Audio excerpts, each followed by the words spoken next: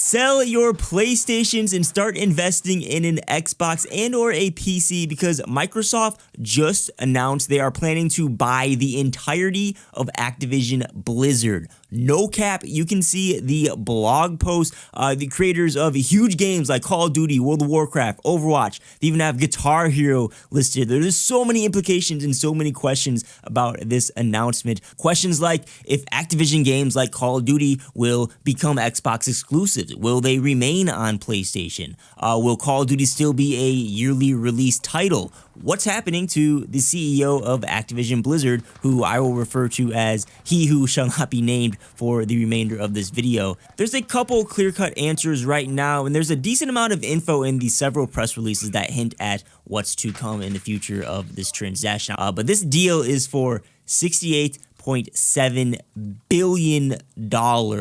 And according to the Activision press release, this deal is expected to close by June 2023, which honestly is not that long. It's only a year and a half away from now.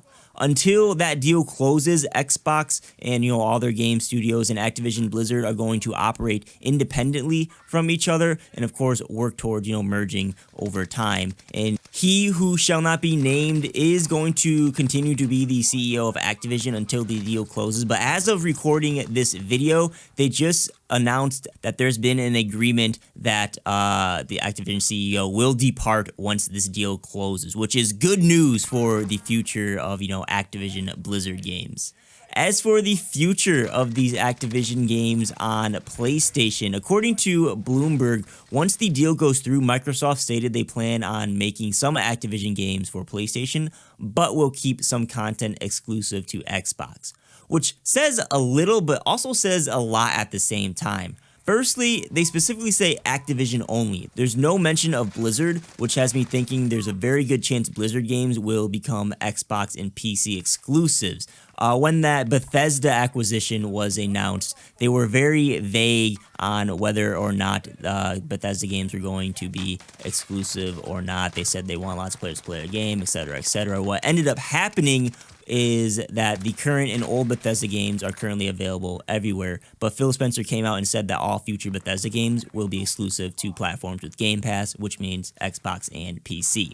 As for the some Activision games part, Activision's current active game lineup isn't that expansive, and I speculate that the some games part is referring to Call of Duty, and every other Activision game will be a Microsoft exclusive. The reason is that Call of Duty is a top-selling game on PlayStation. I mean, 3 Call of Duty games, the last 3 Call of Duty titles, make up the top 20 best-selling games on PlayStation for the entirety of 2021. It's a popular game, it's a moneymaker. Microsoft is a company that's a lot of money to throw away if they just completely axe PlayStation. I'm sure they'd like to funnel all those Call of Duty player bases into the Xbox ecosystem to have a better share of all of that money. If they want to make Call of Duty a PlayStation exclusive, I see that being a slow transition over multiple years rather than being a day one exclusive. Let's read that quote again real quick. Microsoft plans to keep making some Activision games for PlayStation consoles, but will keep some content exclusive to Xbox. So I see them keeping Call of Duty on PlayStation, but they just flip-flop the exclusivity. So Xbox would get an extra day of double XP events and some cosmetics or whatever that PlayStation is currently getting and have gotten for the last couple of years. This goes bigger than Call of Duty, though. This is the equivalent of Disney acquiring Fox from a year or two ago. I mean, look at all of these just game studios on the screen. Xbox has 23 studios as of right now under the Xbox Game Studios, including 343 Industries with the Halo franchise, Mojang's Minecraft, Bethesda and their Fallout and Skyrim series and more, and then all the indie studios. And then you have King, which is also part of Activision, and they do like mobile games, which has Candy Crush, which is really big on mobile as well. So this merger is huge. There's tons of stuff to talk about. I have 2 points I want to discuss in the back half of this video though. First is why this is happening right now, and the second is the future of the Call of Duty franchise for my Call of Duty viewers. So at least in terms of Call of Duty, this is some exciting, uplifting news, and I have a strong feeling we're probably going to part ways with the yearly release cycle and get some more polished games in the near future. Point 1 leads into point 2 though, so we're going to start with why this is happening right now. If you didn't hear, Activision Blizzard has been under a lot of fire this year for two main reasons. The first is discrimination against women in the workplace. This was more so on the Blizzard side of things, but they were described to have a frat boy workplace. There's been some serious scandals. There's like an entire lawsuit Activision Blizzard is facing right now. Some higher ups have left the company. You have McCree, who is a hero in Overwatch, who was named after one of the accused people in this lawsuit, since being renamed into, I believe, Cole Cassidy in Overwatch. Just disgusting things that have happened. And the second reason is poor leadership or bad management, however you want to refer to it. Crunching the devs and overworking the devs, not giving them enough time to develop games fully and, be creative with their games. It's been clear Activision has been focusing on profits over player satisfaction the last couple years, which is reflected in their direction with game design and firing QA testers and having buggier games. I mean, there's several Raven software QA testers who are the developers for Warzone that are on strike right now, which is part of the reason why Warzone is in its worst state ever when it comes to stability. But this is just not just Warzone. I mean, all Activision Blizzard games have gone downhill in the last 2 to 3 years. I mean, people will say Call of Duty's going downhill, but this year's Call of Duty Vanguard looked very promising at launch if they address some of the issues quickly.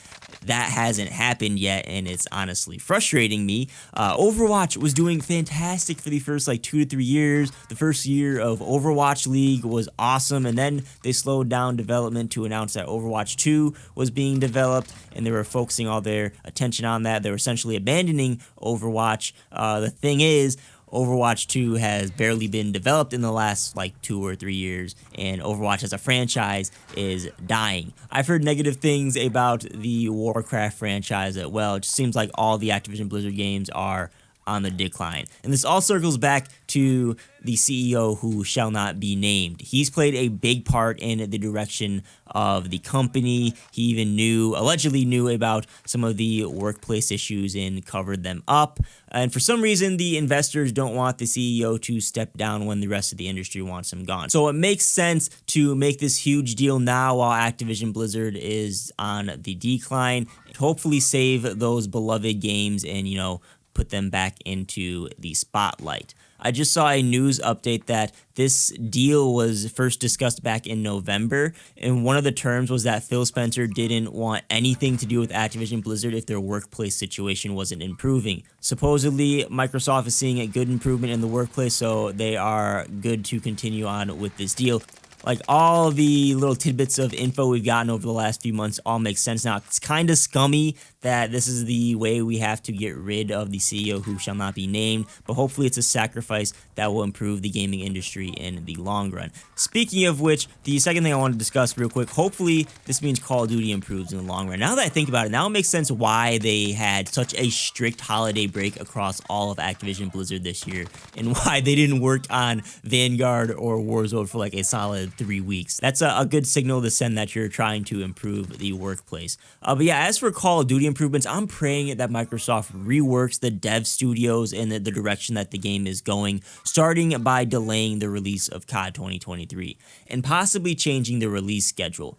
I could spend 10 minutes ranting on issues with Call of Duty's current format. I've actually been planning to do a video to discuss the whole Call of Duty formula, but in short, the devs just need more time to develop a better game. The point I wanted to make in this video, though, is just think of all of these AAA titles that Microsoft is inheriting alongside of their current games. There's a great chance that Microsoft game releases will compete with each other now, and they don't want that to happen now. They don't want to release Halo and Call of Duty and Overwatch within the same month, let alone the same year for monetary purposes. I mean, we've seen it happen before. We saw Halo and Call of Duty release within a month of each other this year. But if you own the games and you want to retain player base and want to make profits, you don't want to be competing with your own money. So I'm praying that COD 2022, which is supposed to be Modern Warfare 2 reboot, will be a banger of a game. Infinity Ward's had a full 3 years to actually develop the game, which hasn't happened since like World War II 4 years ago. And I'm hoping that it is a great game that can last longer than a year, so they can change the release date of COD 2023 or COD 2024 to not only make a great game from the start, but also to refresh Call of Duty and point it back in the right direction. We saw them delay things with Halo. There's still some controversy with that game's release, but it shows that Microsoft's not afraid to delay games for the better of gaming. So I'm going to keep it at that. This video is already getting long, but what do you guys think about this news? It is absolutely crazy. There's so much to talk about when it comes to games, monopolies, ethics and workplace and everything like that. So share your thoughts down below in the comments. Hopefully you guys enjoyed the video. Make sure you hit that like button if you do. Consider subscribing to the channel. If you'd like to help support the channel directly, you can check some of the links down below at the bottom of the description. Catch you on the next one. Peace.